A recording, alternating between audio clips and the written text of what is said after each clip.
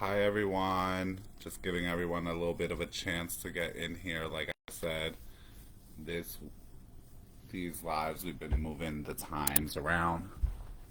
Forgot to bring something.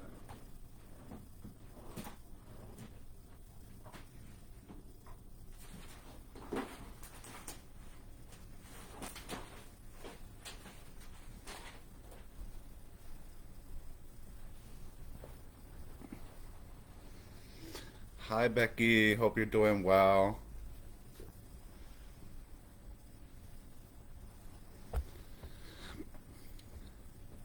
Hi Joanne. Hope you're well.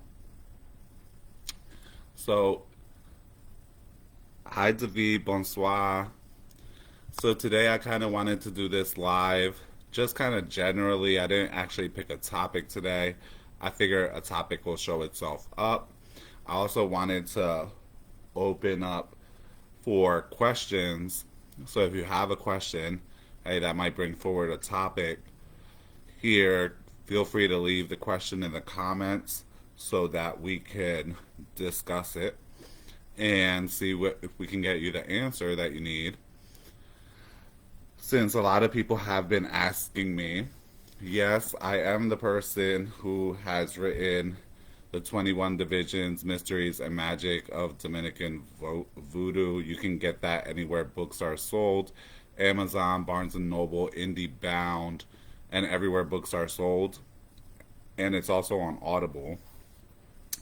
And I also wrote this book here, Espiritismo, Puerto Rican Mediumship, and Magic, likewise available everywhere books are sold. Amazon, Barnes & Nobles, IndieBound, so on and so forth. Books galore, etc.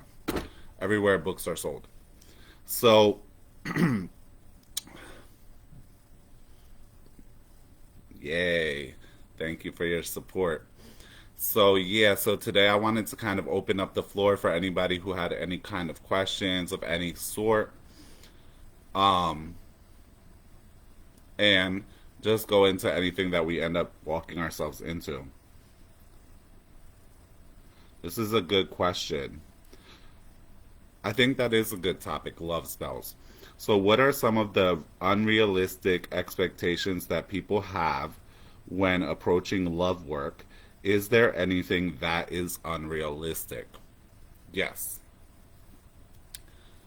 There's lots of unrealistic expectations that people have when they get love spells done. Here's one of them, and I found this time and time again. Some people believe that they can have a love spell done and that they can treat their target any type of way and that they should still get results. Some people believe, hi Maddie, some people believe that they should be able to get a love spell done, especially a love spell to return someone, return a lover, and that they don't need to have made the changes which destroyed the relationship to begin with. This is false. Many people believe that when they have a love spell done, they think of it almost very Hollywood fairy tale magic, that the person is just going to be like a zombified, entranced individual that is just going to basically agree with, allow, and basically you can act any way, you can do anything, and that person is still going to stay with you because you have a love spell. That is not the way that a love spell works. Hi Annex, hi Kiera. So that is not the way that a love spell works. You cannot, especially if you're doing love spell work to return someone, you cannot to continue to have the same issues or behaviors that caused the breakup to begin with and expect that the love spell is just going to force that person to stay there. Hi Javier, hi Mambo Sandy. A lot of people have this expectation that when they do a love spell, that basically they can behave and act any type of way, and the person is just going to be so entranced by them that they're going to stay no matter what. That's false. That's one. Another thing is that if you work a love spell on a person who doesn't really love you, it may cause them to be with you. It may cause them to have a relationship with you. But they are not going to treat you like someone who they really love. There's certain ways that we act when we actually love and care about someone that can be faked. So a love spell can't force someone to actually love and care about you. What a love spell can do is it can bring someone into a relationship with you, it can bring the love out of someone, but it cannot force someone to have generosity, caring, compassion towards you if they don't actually love you. Hi, Sandra. Good to see you. Hi, Erica. A love spell can affect both parties involved. Like, if can a love spell affect both parties involved? Like, if a woman does one for a man she's interested in, can she be affected by the work? Also, yes. So, if let's say someone is doing a love spell for two people, and so the love spell, hi, Alex, the love spell is, let's say it's me, and I'm doing it towards Mary. Okay? Hi, Michelle. And I'm doing it towards Mary. It's not only going to affect Mary, it's also going to affect me. It affects both parties involved. Anytime you do any type of love spell, it's going to affect both parties. If the person who's requesting the love spell has not made certain evolution or developments, it can affect them in a way that's more obsessive than the person they're actually casting the spell on. They can end up more obsessed with the person than the person ends up obsessed with them. Hi, Moon. Hi, darling. Ah, thank you, Kira. So it can cause it so that the person who casts the spell can start to become really obsessive over the person way more than the person they're casting the spell on. This is why it's important to go through certain transformation development before you cast the love spell. When is a love spell good? A good idea for both the practitioner and client. A love spell is good. So one of the questions is, when is a love spell good? A good idea to move forward with. A love spell is good when there's love. A love spell is not good if that person doesn't actually love you. You don't actually love that person. You just want that person. And there's a very distinct difference between real love and desire. And so a love spell can affect you negatively when it's desire based and it's not love based.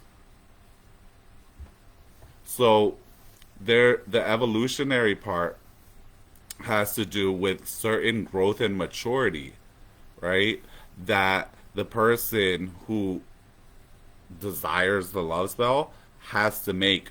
And that includes understanding who the person who is the victim of the spell, meaning the target of the spell. Not trying to make that person someone that they're not. A lot of people choose individuals that they are not in love with, but rather they see that person's potential. I hate the word potential. Okay? A person is not their potential. A potential is a possibility. A possibility does not mean probability. So if you love the person for who they are as they are, that's love. If you love a person for who they can be, or a side of them that you've seen, but you've seen many other sides that are not like that side, then you love potential. And potential equals possibility. Possibility does not mean probability. Lots of potential in the world. There's lots of potential. There's lots of people out here with the potential to be great and yet continue to be, you know, the dust of the earth. Potential does not mean that it's going to happen or it's going to change or that that person is ever going to grow into their potential.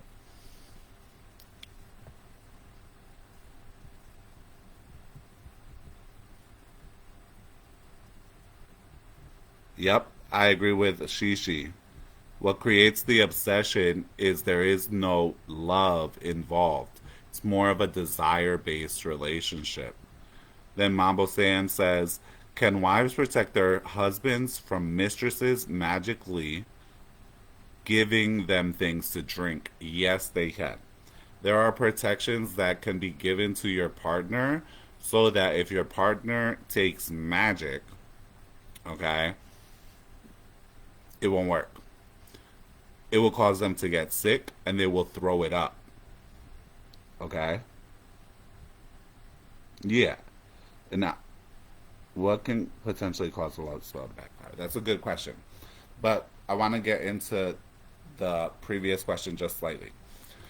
So, I remember, okay, not that long ago, a few years ago, I was out of town and someone called me up and they were like, my dude is, excuse my French, fucking with some hoe. Papa, I want you to spoil that, separate that, get that done and over with. So I went to Barron. And when I went to Barron, I told him to spoil it, etc.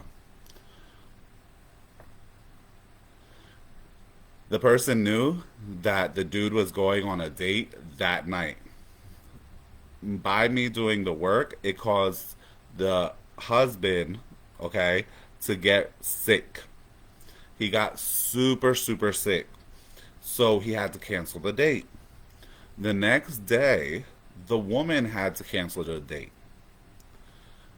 The day after that, when they finally spoke on the phone, both got into an argument and both went their separate ways. Now, there's a few different spirits that are really good if you are working to protect your partner from eating magic, eating love spells. One of those spirits is Baron. Another is Gere. Another is Ogu Balenjo. Ogu Balenjo has the special power to spoil magic that has been consumed. Most of the time, if someone consumes this magic unknowingly, what's going to happen is they're going to start to get really sick. Oftentimes, they're going to end up having diarrhea or they're going to start vomiting. That is all with the intention of getting the magic out of the system. Okay? That's with the intention. The spirit is going to make them sick, so they vomit up the magic or they crap out the magic. Okay? So, those are three really powerful spirits. San Miguel is also good at that. But those three in particular are really well known for giving a protection against magic so that you could feed that protection to your partner without them knowing. And if your partner ends up ingesting magic somewhere else, it's going to get thrown up. Okay? What can potentially cause a love spell to backfire? There's lots of things that can cause a love spell to backfire, but one of the biggest thing is casting the wrong type of love spell, because a lot of times the problem isn't always a love problem. Sometimes there's actual love in the situation, and that's not where the problem lies. Sometimes that problem is other people.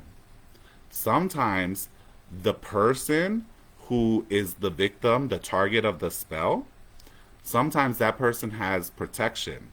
And that person may have protection, either they are born naturally with a strong protection, or they were given that protection, or they are servants of the spirits.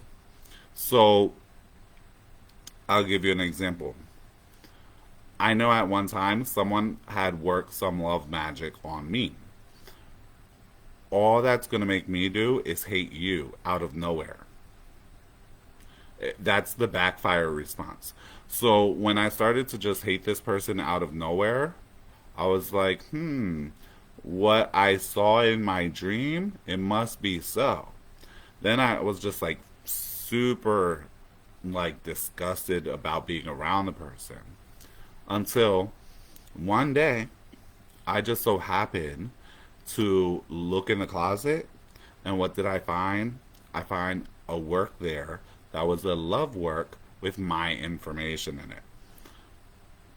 That sealed the deal where I was done. So that ended that. That's a very common response with someone who has a protection. Someone who has a protection, if they get a magic worked on them, even sometimes if it's for something positive, they start to go in the negative. They might start to hate or dislike for no real reason the person who casts the spell. Okay? There are other times where other people are magically involved. I'll give you an example. I had a case where the man's mother was magically involved in keeping them separated. They had gone elsewhere and they had did love spells, but the love spells kept backfiring on them. The reason why they were backfiring was because of the magic the mother had put in place needed to be cleared and undone in order for a love spell to work the proper way. Okay? So that every time she would go somewhere, the love spell would backfire, the love spell would backfire, the love spell would backfire. But in reality, it was simply that the man's mother had put in a magic there to keep them separated. That had to be cleared. This is why, and a lot of people who request love spells, oftentimes they don't. I've seen this pretty commonly. A lot of times they're like, I don't want a consultation. I know what I need. I want my man back. I want my woman back. I want this person. I want that person, etc.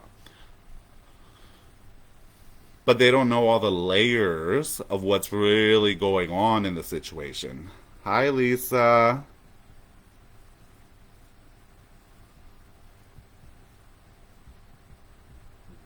Okay.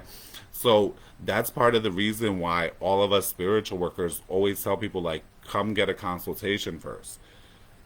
Usually in magical situations, your client or the person that you're working for does not know all the layers of what's going on, even in their own situation.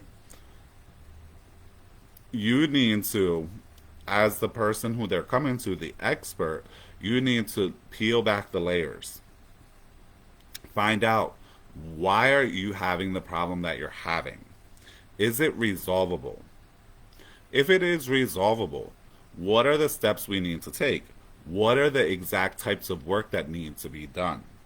In the case, I'm going to give you, oh, I remember this one real good. So, I'm going to give you this example. I had someone, all right, we're going to call her Jessica. So, Jessica lost her man to Nancy.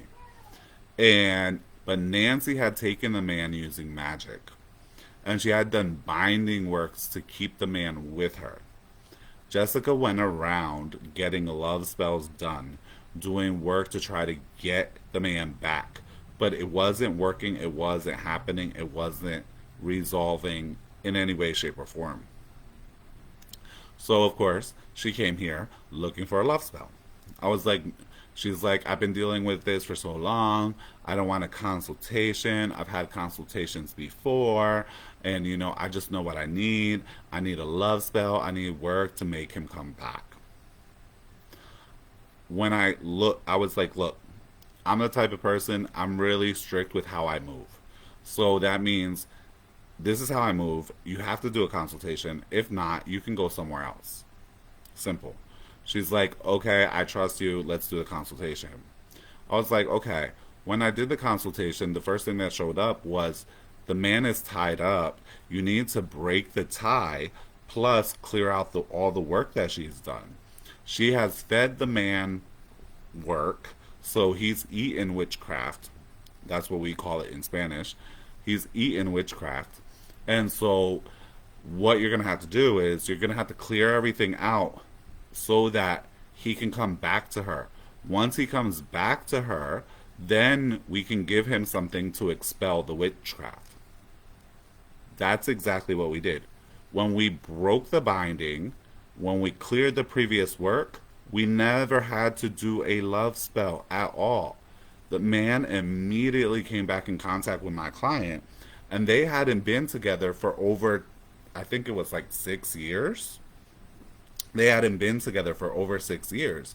So for 6 years, she was trying to get him back. Going here, there, everywhere, getting love spells, and not getting the results she wanted. We never did a love spell in her situation. All we did was clear out the work that was done by the other woman. He came back. In fact, I hadn't even finished the clearing work. I was only on day 3 of a 7-day process. I hadn't even finished before he called her up and they were back in communication. So once he came back around, I was able to give her what she needed in order to feed it to him to expel what was in the love work that had been done, that had been ingested. Once that was cleared out, okay, that was that. We never needed any love spell. We didn't need to do any love spell.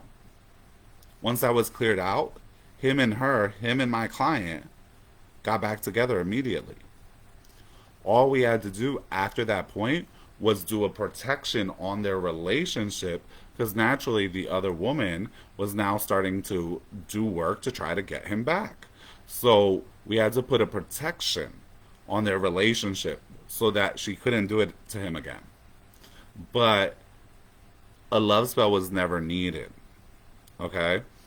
So that's something that happens, okay? Aww. I'm sorry to hear that, Tiger Marie Smith. I'm sorry to hear that. So, Mambo Santa has a question here. Is a man going down on another woman considered feeding too? Yeah, well, he's eating something. He's eating something, Mambo.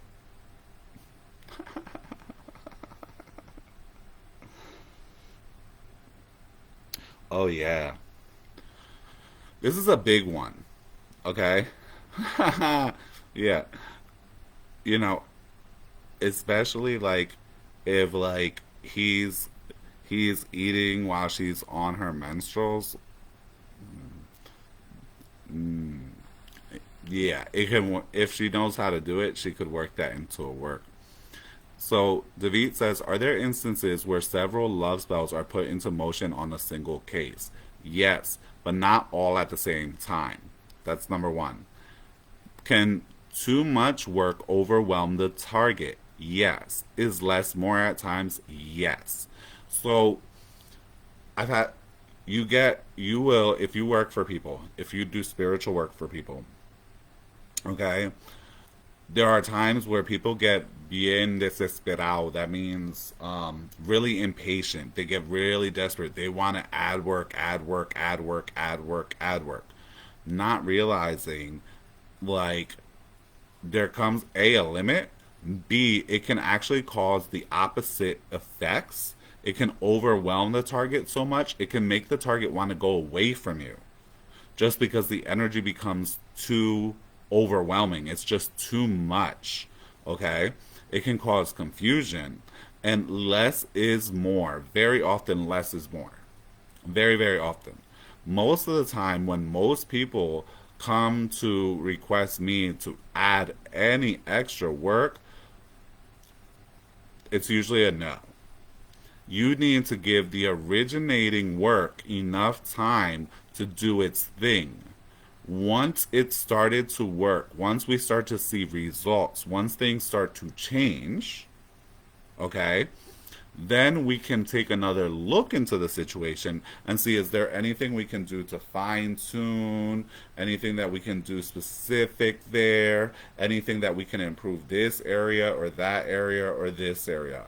But there is a such thing as doing too much magical work on a person or on a case.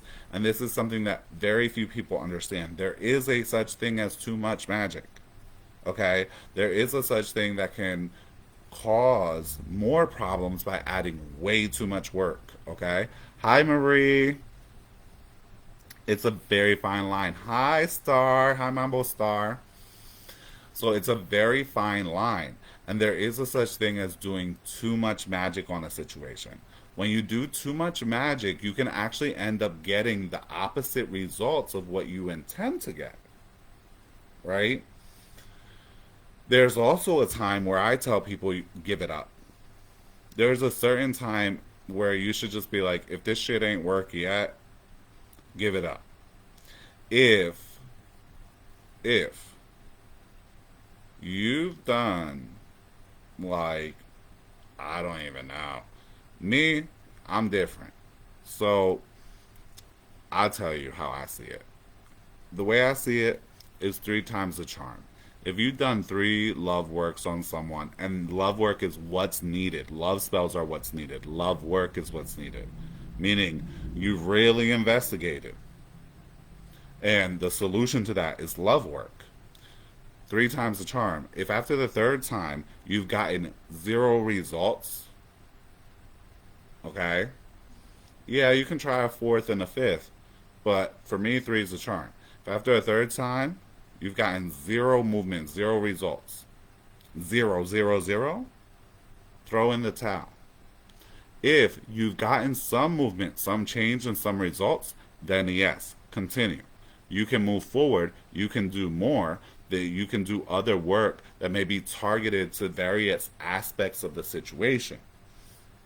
But if you've done this work, especially if you and the target of the work, the victim of the spell, do not have that bad of a history with each other, then it may be time to let it go. Like Mambo Star said, it's time to let it go.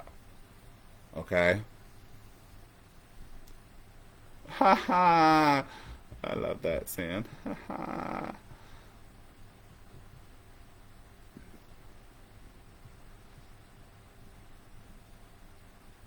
Okay. I have a real good question here from David. Since impatience is a factor in a lot of these things, is there is there any time frame in which a love spell should show signs of the work moving, since a lot of people are ready to say it's not happening by day 5? Okay. Yes. So I actually have a series of TikToks that I'm going to come out with information about exactly that question, but I'm going to give you kind of a general answer. It depends on how long the problem has been in existence.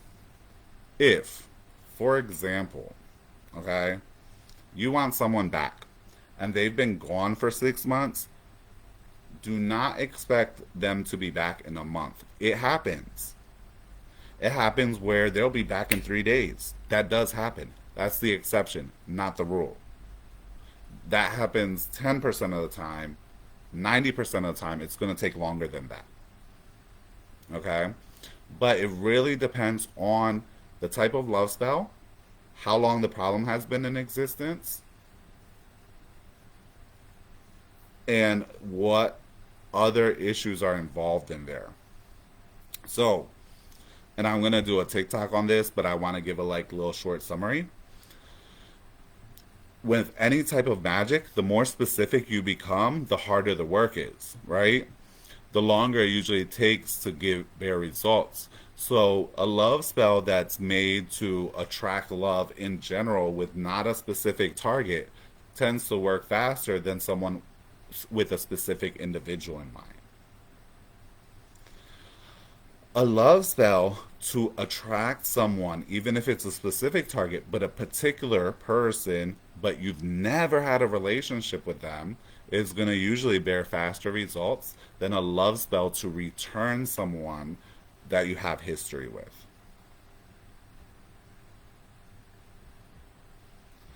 Mambo San says, I guess get a new lover or cheat back. Hey, do what you gotta do, baby. Does a person's impatience affect the outcome, meaning negate the work? So, does impatience and doubt from the query impact the spell or the working of its power? Hi, Carlos. Okay. It doesn't so much affect the spell working, it does affect how strongly it will work. So it's not so much that it won't work, it's just that the effect won't be as strong. The effect will not be as pronounced. That's one and two. Number three, more importantly than that, is that even once they get the result, see, what a lot of people think is when they cast a love spell, that means that the person's going to come and that's going to force the person to stay. A love spell brings the person to you. Like my aunt would say, like, I bring the horse to the water, but you got to keep him at the well. Okay? It does not force the person to stay. When a person is super impatient or super negative, that negative energy that they're carrying, that negativity, can cause them to sabotage their own stuff, sabotage communication with their target, um, be negative towards the target, cause the target to feel that negativity on them and not want to be around them as much. So it can make it more difficult that once the target and the petitioner are together, it can make that next step of growing and continuing the entanglements of the relationship can become much more difficult. Okay? Haha. So Javier says the best love spell is no spell. Um, if you can learn to become the spell, if you can learn to be the magic, you don't need the magic. So that's part of the difference. A lot of people come here. Yeah, sabotage. A lot of people, a lot of my godchildren will tell you, you know, since I've been training with you, Papa, since I've done my initiations, I don't really do that much magic for myself anymore. I don't really need to do that magic for myself anymore. It's because the way that I teach and train my mentees and my godchildren is to become the magic. When you become the magic, you don't sit around having to do spells. You are the magic. You that sauce. Okay? You special, baby. So it just kind of naturally occurs as long as you're naturally doing your work to progress. At that point, for for um my people, they only need to use magic when it's a really extreme or different type of scenario or situation, or in working for other people for clients who have not become the magic. Okay? Mm-hmm. So that's one. And I'm going to answer this question here in a second. But what I want to tell you is this: when you are a good person and you actually know how to love people and love people properly, you don't need no love spells. You are the love spell. People will come back to you. They want to be with you. You don't need to do no abracadabra stuff. When you know how to treat a person well and you know how to love people, this is a big problem that people do not understand. Not everyone in this world is capable of love. Please get this real clear. Not everyone is capable of love. Some people are too damaged that they are not capable of being and giving love. They lack the ability. Okay? When you treat a person well and that person is capable of love, that's two. And three, you are capable and you love a person well and you give love, you immediately no longer need spells. You don't need to do no abracadabra because you become a diamond amongst the field of rocks. Everyone's going to value you. You become a diamond amongst the rocks. But not everyone is capable of love. Okay? Yeah, you have to be able to give love, receive love, and that person has to be able to receive. And you have to know how to treat people. Then you become a rare diamond amongst stones. People will value you. A lot of people, you know, a lot of people say, like about me, right? That they think like I zombify people to be with around me and with me, etc. Actually, no. I don't need to. I treat all my people well. I treat my people with love. Unlike many other godparents, I love my godchildren. Okay? I love them like, not like they are my family, they are my family. And I have a saying, actually, that most of my godchildren know me better than my blood relatives. So I love my godchildren. I treat them like I would treat my actual blood children, my biological children. I look out for them. I watch their back for them. Because that's what you do when you love someone. You see them struggling, you help them. My godchildren don't need to always call me and say something's wrong. I can go to sleep. I see something's wrong. I get up at 2, 3 in the morning, go light something up at the altar, and then go back to sleep. Okay? Oh, I love you lots. Okay?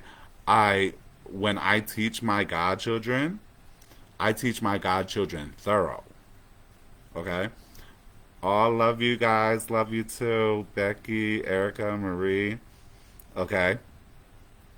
So, I treat all my godchildren like really well. So, I don't need to do anything. Okay? Because I am a diamond amongst rocks. And I'm not trying to say that to like pat my own back, but I will pat it. Okay? I, with my godchildren, I teach them things that I've seen other priests and priestesses made in other temples, and they're priests and priestesses, and my first level godchildren, no, my juncis, my servidores consagrado, they know things that there's other places where the other person claiming a priest or priestess doesn't know. In fact, that actually happens to one of my godchildren. Was talking with a priestess, and the priestess got upset because my godchild knew something that she felt that she should know as a priestess, and she felt like my godchild wasn't a priestess and she shouldn't know that. The truth is, you know, you just picked a bad godparent who didn't care about you, who didn't care about you learning and you knowing your craft. Okay? I want my godchildren to be excellent in anything and everything they do. I want my godchildren to be happy people. I don't give a fuck about people's flaws. Everyone has them. I don't give a fuck about that. That's why I'm here, is to help, shine things up. If you didn't have flaws, then the fuck you need me for? Okay? And I can love people and love their flaws, because what they might consider a flaw is something I might see as making them unique. That's the difference. Okay? I see them as unique. Okay? And a flaw is not always a flaw. A lot of times, what's flawed is the mentality. The mentality be flawed, but the person don't be flawed. Okay? The person sometimes just has a difficulty because they're lacking a knowledge that they need to resolve whatever that issue is. And it's the job of the godparent to see that. That's why you're called a godparent, okay? To see that and be like, come here, son, come here, daughter, okay? Let me show you this. Let me show you that. Without making it a big deal, without embarrassing anyone, without thinking that you're better than anyone, without treating your godchildren like dirt. None of that. All that is unnecessary. Okay? It's no different than if you have a son or you have a daughter. You want to give them everything they need to be successful. It's the same exact thing. Part of the difference, though, is I grew up in this spiritual culture, and most people don't. So when they come to this culture, they still haven't let go of their Christian ways of us versus them. There is no them. For me, it's just me. That's it. There is no them. Basically, I don't have any enemies. You might think of yourself my enemy, but no. Anyone who thinks themselves my enemy, all I see is a child that's struggling in life. You can't be my enemy. You could be a mature child struggling in life who doesn't have what he needs. You can't be my enemy. I don't play with children's. Okay? So I had a good question here. I want to go back up to it. Mambo Star had asked. Okay. Let me see. For some reason, I'm not being able to go all the way that far back. Let me see if I can do this. I don't know how to do that. Yeah, I don't see how I can go that far back. It looks like that comment, for some reason, is farther back than this little machine thing is letting me see. Okay. Yeah, you have to operate from the heart, someone says. So, what's my advice when looking for mentors and godparents? Go to ceremonies. If they don't have ceremonies, if they never have rituals at their house, red flag. Big red flag. If they don't have rituals where you can attend, big red flag. Okay? Do they train people? Can you get trained? Can you learn? Or is it, we'll teach you everything after you get initiated? Bullshit. That's bullshit. You should be able to have some foundational knowledge before you take a step to getting initiated, because that's a big step. And once it's done, you can't undo it. So they should be able to teach you some stuff, and it should not just be stuff that you could go look up on the internet, in which case you wouldn't need them. Okay? So that, look, when you go to their ceremonies, when you go to their house, okay, don't expect that everyone's going to be all pleasant, all the thing, because people go there working through things. However, overall, Are people cohesive? Do people operate well together? Do people help each other? Is there the sense of love and positivity and good energy? And like I said, don't expect that 24/7 because people come there to work through problems. That's another thing. Another thing to look out for is their temple a revolving door? Meaning, most of my godchildren, the vast majority of them, have been with me for 5, 10, 15, 20 years. Okay? Some of my godchildren, like, I'm gonna pick on one person. Erica, like, she's been with me for, I don't know, like, I guess that's like 12 years. And she just got her initiation because I'm not pressed. Are you being pressed to be initiated right away? That's a red flag. No one should be pressing you to get initiated right away. Okay? Like, why are you pressed? Do the godchildren you see there, is it a revolving door? Is it constantly new people and the old people going out, the old people going out, the old people going out?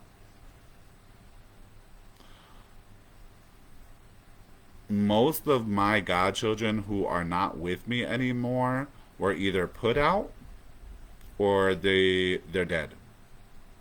And I don't have that many dead ones. But I do have godchildren that were 85 and 75. So guess what? You ain't gonna live forever. You feel me? So, but like most of my godchildren have been with me for a very, very long time. Okay? And then you want to see like where's the person's level of concern with you? Naturally, if someone has a lot of godchildren, they can't be up your butt. Okay? But, okay, if you need them, will they help you? Basically that. Okay? Much love, Zane. Oh, love you, David. Love you, Mambo San. Love you, Star.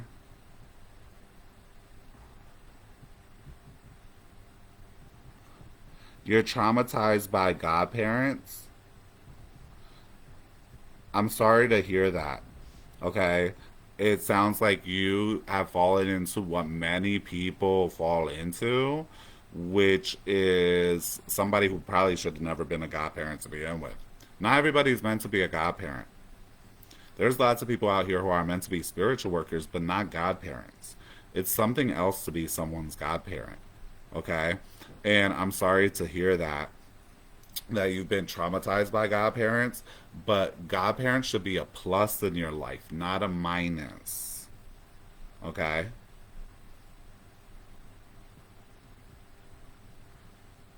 Okay. Here we go. There we go. Thank you, Mambo Star. So when you get them, this is in reference to love spells where you return a lover. What about when you get them back, the client does things to mess the work up after the target is back? Do we rework them again or not help them again? So, this is what I suggest, okay?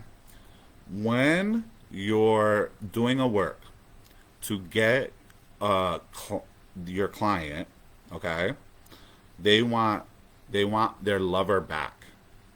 You need to instruct your client that as soon as your lover returns, they are to come and have a consultation with you.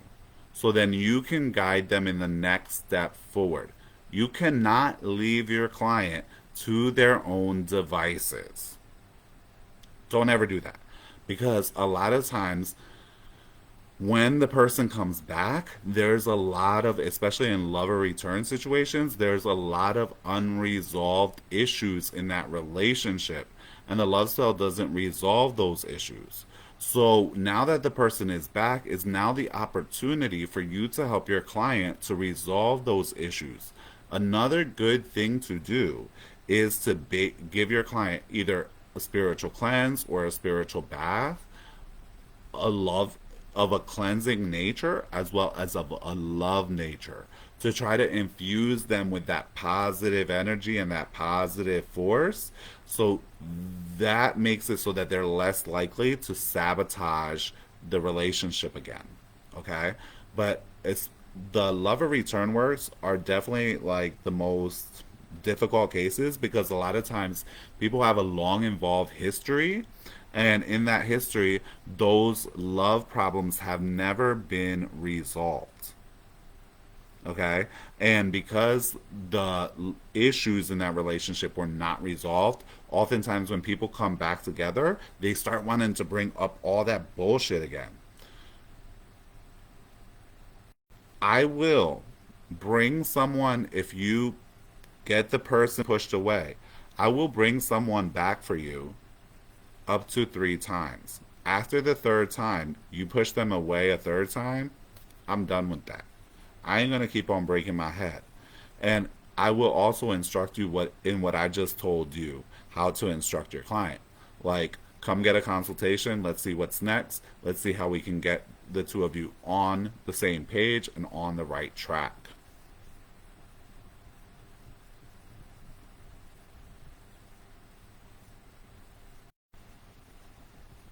Do I Here's another question. Do I advise joining a spiritual house that's out of state to where you live, pop up? Yes, I do. Okay? Because it's kind of like this whole thing about quality versus quantity. I had someone, I'm going to give you a short story. I had someone who I was working with who was my client. Worked with them, really great, da da da, blah blah blah. They wanted to get initiated. It wasn't time for them to get initiated, but when the time came, they finally asked me, "Can you initiate me?" I was like, "Yes, when you're ready, these is what we need," so on and so forth. Then they found that there was another Hungan that lived closer to them. So they thought it would be more beneficial for them to initiate with that Hungan because they live close nearby. They went, they did that initiation. Within a year, that person's life was ruined. A lot of things that we fixed for that person who was going well with their job, their money, their love life, etc., all that fell apart.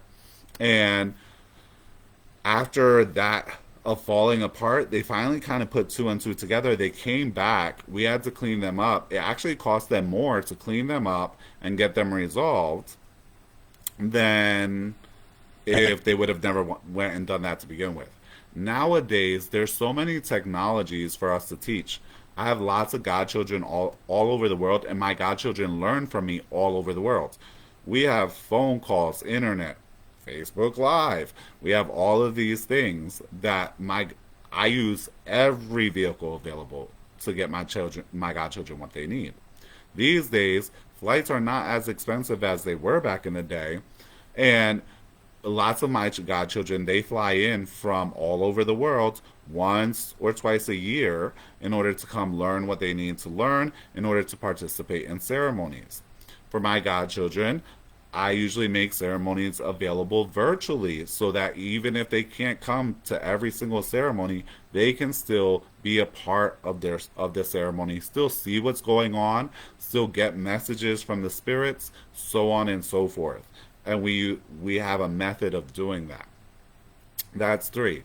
Number four is I create learning opportunities for my godchildren. So coming up, yeah, Boston's not far. Boston is not far. We have people that come to ceremonies from Boston. Okay? Boston is not far. We have people that come to ceremonies from Australia. We have lots of people actually from Australia. We have David comes to us from Poland. Javier comes from the Netherlands. We have people that come from all over the world, and like I said, I provide and create opportunities of learning. For us, it's the special blessing that we have is not only do we have the temple, we have the Mystic House, which functions now as like an Airbnb for the spiritual people to be able to come and stay so that you don't have to find a place for yourself to stay. It's really easy, one, two, three. And so we have people all over the world, all over the US. One of my goddaughters comes pretty much to every ceremony all the way from Detroit. I have another one who comes all the way from Chicago on the regular. Okay. For example, okay, we're having an initiates only ceremony coming up at the end of this month. And the reason why it's initiates only is because I'm going to be teaching my god kids some stuff that only initiates can learn. So we create that. I do workshops. I do classes on the phone, online. Like basically, there's a way for people to get what they need. When it comes to godparents, look for quality. Don't look for convenience. If you look for convenience, you're going to fuck yourself. I'm just going to call it a spade a spade. I don't call it gully. When I needed to go study and learn, I moved to Haiti for years. I did not have a toilet. I went to the bathroom in an outhouse. I did not have running water. I did not have electricity. I went and lived there for years. However, I don't expect for everyone to do that. But nowadays, there's so many ways for people to learn. Do not look for a godparent who is a quality godparent, a godparent who cares about you, a godparent who isn't pushing you to initiate, a godparent who wants you to progress, a godparent that not just cares about your spirits, but cares about you and your life and you having a happy one. These are all things, okay?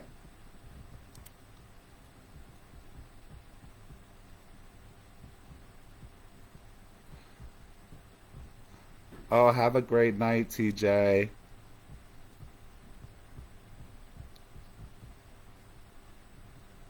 Bonsoir, bonsoir, Dakota.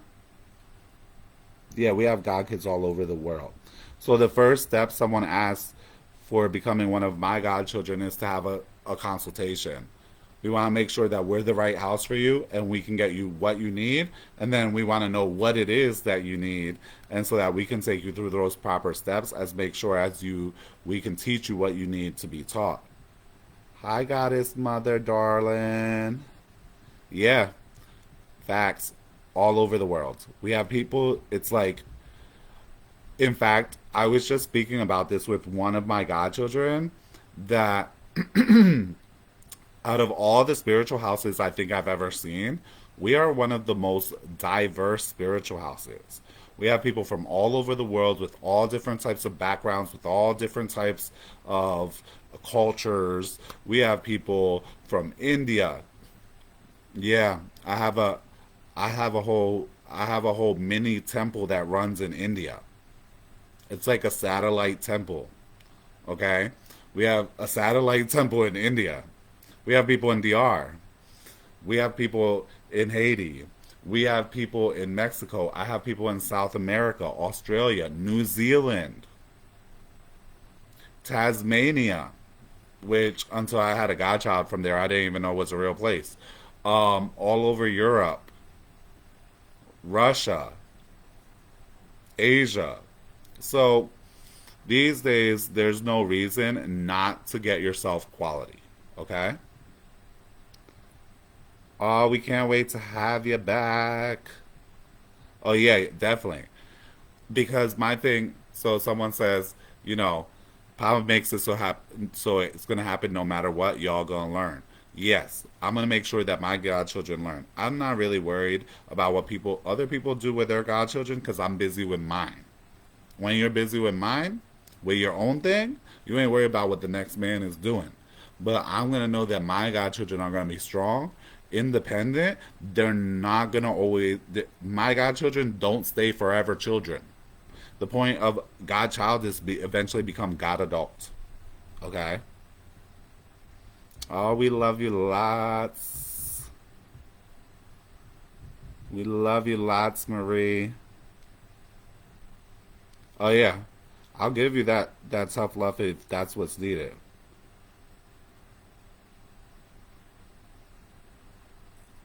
Yeah, absolutely. Absolutely, David. You know,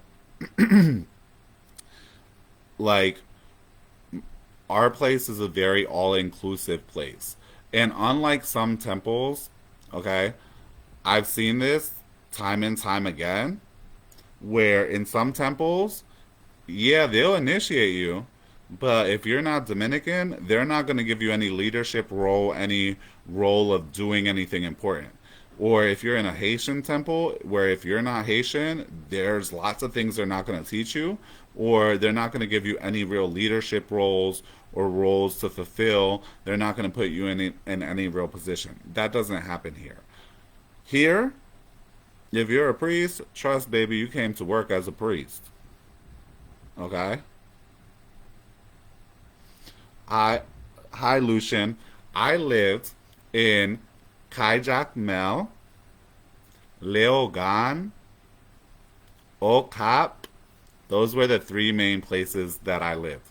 Kajak Mel, a small area town zone called Demontrel, okay, which is outside of Jacmel, which is not Kai Jacmel. Kai Jacmel comes before Jacmel. So Kai Jacmel, I spent a little bit of time in Jacmel itself. I spent time living in Demontrel.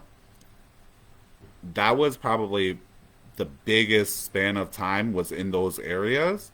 But I also lived in Leogan and I lived in Okap for a while. True, Russia, yep.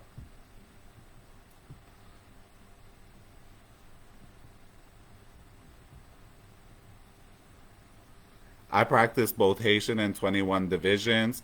I speak full Creole because I lived in Haiti. Okay. Um, I speak English, Spanish, Creole, and Pirate. Okay. Um, Asian and 21 divisions, of course, Sanskrit as well.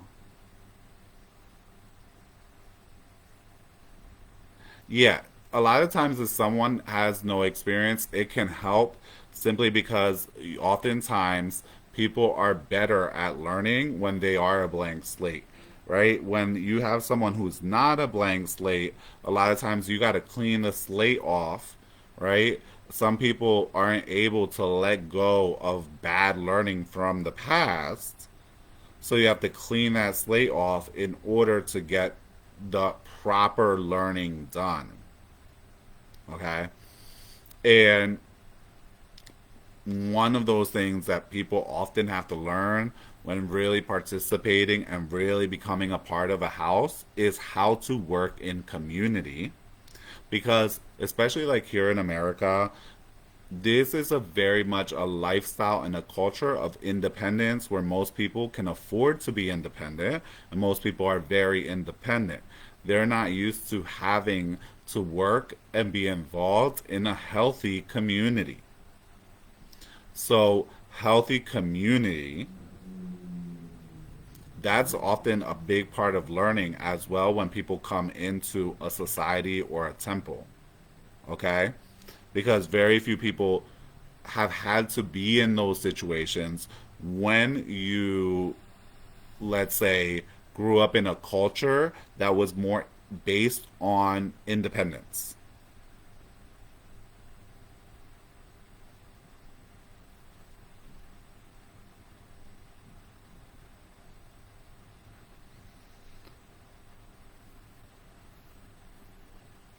I have a comment here. Oh, love you, Javier. You're most welcome. Hugs, abrazos, right?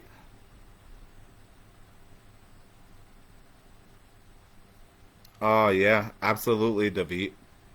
Absolutely, David. He mentions that one of the beautiful thing is that I have made these traditions available for those people who have the calling but might not speak Creole or Spanish, right? I made the sacrifice to make sure that those who needed the help would be able to be helped, especially with 21 Division Sanse Espiritismo, because that information wasn't readily available on the internet anywhere until I started putting it out there in the early 2000s.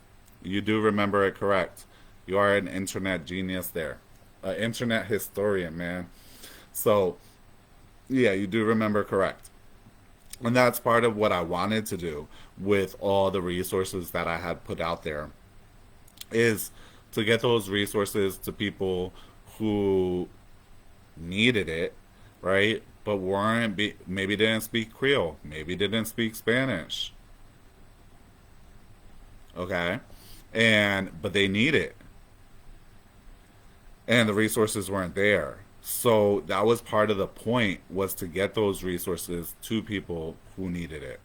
So many blessings to all of you. I really enjoyed this discussion today. We got into a whole bunch of stuff about love spells. I'm gonna be letting you guys go. Thank you for spending time here with me today. It's always great to be here with you guys. Like I said before, for the next few weeks, lives will be on Monday or Tuesday, kind of hopping back and forth. As always, we have the podcast that comes out every Friday. TikToks, I'm trying to get one out there every day for people. Um, yeah, so all of this, we have the YouTube, all that good information out here. For those of you who are coming for ceremony at the end of the month, I can't wait to see you guys. We're going to be preparing something really special, a ceremonial preparation. And yeah, I'm excited for that. It's kind of like the next step in our temple getting set up there. So I'm excited. And yeah, community, in my experience living, is not the Tilala. It's just 5 hours past the hour. Yeah, absolutely. A lot of people in America just, you know, community is not something that culturally is taught. And because people can afford to not have community in America. In a lot of other countries, people cannot afford to not take care of their communities because otherwise you don't survive as well. All right. Love you, Becky. Love you, Joanne. Much love. Love you, Erica. Mambo Star. Honor and respect. David. Goddess Mother. I'll put the link. If you look up, I think it's Papa Hector Spiritual Podcast, you will find us. But I will put up the link for the podcast up on Facebook here so that you can access it. Oh, it's called the Spiritual Institute Podcast now. We've been going through some changes here. Love you much, Erica. Can't wait to see you guys. Can't wait to see you, Marie. And lots of love, Joanne. So we'll see each other next week. Stay blessed. Oh, you're most welcome, Michelle. Stay blessed. Until then, keep the faith. And yeah, I'll see you guys next week.